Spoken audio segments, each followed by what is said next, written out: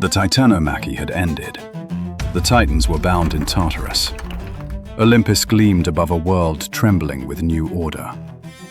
But Gaia, mother of earth and monsters, was not done. Her grief for her fallen children turned to a final, terrible rage.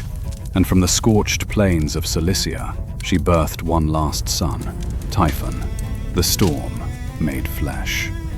He rose from the earth, taller than the highest mountains. 100 serpent heads crowned his form, each a dragon with eyes that blazed fire. His arms reached the horizon. His voice was a chorus of beasts and breaking skies. Where he stepped, the earth cracked and rivers boiled. Seeing him, the immortal gods themselves felt a fear they had never known. His roar shook the foundations of Olympus. Panic spread. Many gods fled, transforming into beasts and fleeing to Egypt to hide their shame. Only Zeus stood firm upon the heights, thunderbolt in hand, his courage the last bastion of a newborn divine order.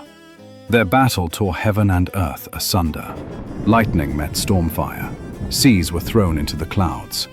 On Mount Cassius, Zeus hurled bolt after bolt, but Typhon, wrapped in primordial chaos, wrestled the king of gods and struck him down.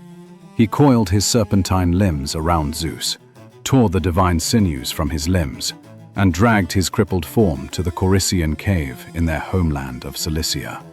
There, Typhon entrusted the sinews, the very source of Zeus's power, to a fierce she-dragon, a Dracaena born of Gaia's vengeance. Some would later whisper her name was Delphine. Her eyes, half maiden, half serpent, burned with hatred for the gods. But not all hope had fled. From the wild, untamed places came two cunning rescuers. Hermes, the swift messenger, and Aegipan, the goat-legged god of the wild. They crept to the Dracaena's lair. Aegipan played his pipes, their eerie, primal notes weaving confusion into the monster's mind. Hermes, disguised as a wandering healer, approached. Lord Typhon has sent me. I bear a balm to preserve the God-King's strength within these sinews. The she-dragon, lulled by Pan's melody and tricked by Hermes' words, allowed him near. With a flash of speed, Hermes snatched the sinews. The two gods fled through the storm-racked land and restored the sinews to Zeus. Power flooded back into his limbs. The thunder returned to Olympus. When Typhon learned of the theft, his fury shook the very pillars of the world. He tore mountains from the earth and hurled them at Zeus. But Zeus shattered one with a thunderbolt, and the exploding stone wounded the monster. His blood spilled across the mountain slopes, and the Greeks later named it Hemus, from Hymer, blood. Typhon fled west, pursued by a now whole and vengeful Zeus. Over the Ionian Sea they clashed again, fire meeting water, until Typhon, battered and burning, stumbled onto the island of Sicily.